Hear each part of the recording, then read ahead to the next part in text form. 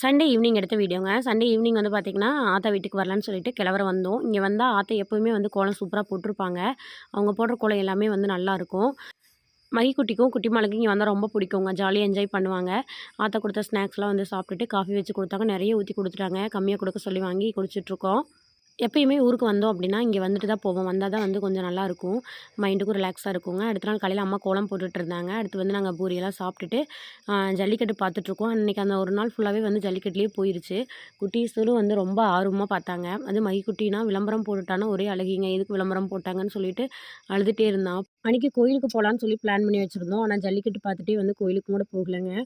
அடுத்து வந்து அம்மா வீட்டில் நொண்டி எப்படி விளையாடணும்னு சொல்லி கொடுத்துட்ருந்தாங்க குட்டீஸ் 2 பேர்த்துக்கும். கொஞ்ச நேரத்துலேயே 2 பேர்த்துக்கும் சண்டையும் வந்துருச்சு. 2 பேர்த்தையும் தனித்தனியாக உட்கார வச்சுட்டு புளிய மூத்த வந்து விளையாட சொல்லி கொடுத்துருந்தோம். அதில் வந்து இந்த மாதிரி அழகாக பண்ணியிருந்தாங்க. கொஞ்ச நேரம் தான் அவங்களோட சண்டே. அதுக்கப்புறம் 2 பேரும் ஒன்றா சேர்ந்து விளையாட ஆரம்பிச்சிட்டாங்க.